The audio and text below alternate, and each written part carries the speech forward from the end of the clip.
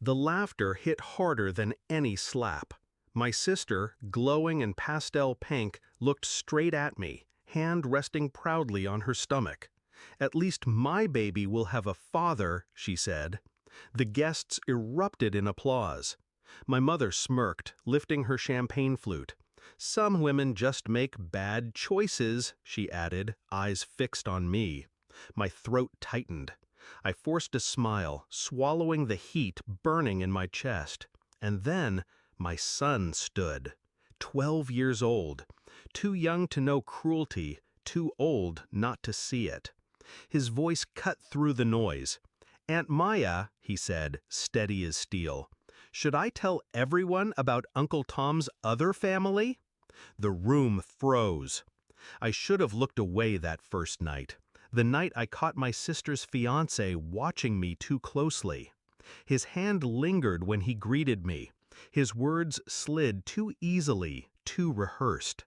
I told myself I was imagining it, but little cracks widened. Late-night calls he silenced too quickly. Receipts tucked into his wallet from places he swore he'd never been. My sister beaming at him, blind, while his eyes wandered. I kept quiet, because loyalty is a leash, and I wore mine too long. The truth came to me in fragments. A lipstick shade not my sister's smudged on his shirt. A message flashing across her phone. "When will you tell her? The kids miss you." Kids? Plural? My chest hollowed out. The man my sister was about to marry already had a family, another life, a secret he buried under lies. I could have told her immediately, but betrayal deserves more than blunt truth. It deserves precision. So I waited. I played the quiet one, the failure, the single mother, the one they whispered about when I left the room. And all the while I gathered. I found the address, the small suburban house 2 towns over. I met the woman, his real wife. Her eyes carried the same exhaustion mine once did. She opened the door with a toddler clinging to her leg and another crying upstairs. She didn't know about my sister. She thought she was the only one. That's when I knew. This wasn't just betrayal. It was rot. And rot spreads until you cut it out. I planned quietly. No fury, no chaos, just patience. First, I kept my sister close. I offered to help with the baby shower. I smiled through clenched teeth. I let her think she was winning, that she was better. Second, I taught my son the one lesson I never had, that silence is complicity. He saw more than he should have. He heard the phone calls I recorded, the photos I collected. He asked me why I didn't tell Aunt Maya. I told him, the truth always comes. Sometimes you just have to choose the stage. He nodded, and he remembered.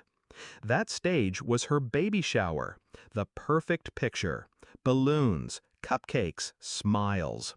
Everyone dressed in pastel, while poison pulsed just beneath the frosting. She took her chance to humiliate me, to laugh at my scars, at my broken marriage, at the empty seat beside me. And when the guests joined in, I held my son's hand under the table. I didn't have to speak. He did.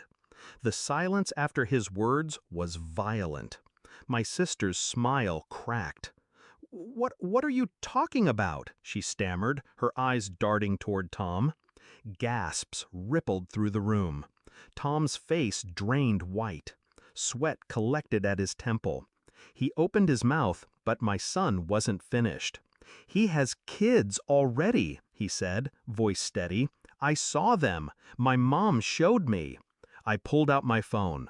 One tap, and the screen lit up with photos. Tom holding 2 children outside the suburban house. His real wife beside him, tired but smiling faintly. Dates, addresses, timestamps, proof. I didn't speak. I didn't need to. The room erupted for me. My sister's hands shook. "Tom, tell me this isn't—" But Tom had no script left, only silence.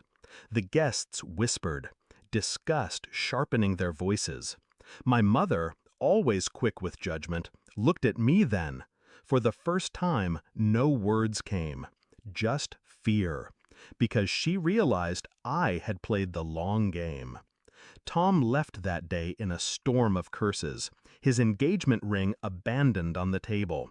My sister collapsed, sobbing, but the sympathy that once swaddled her was gone.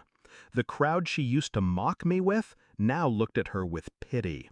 And my mother?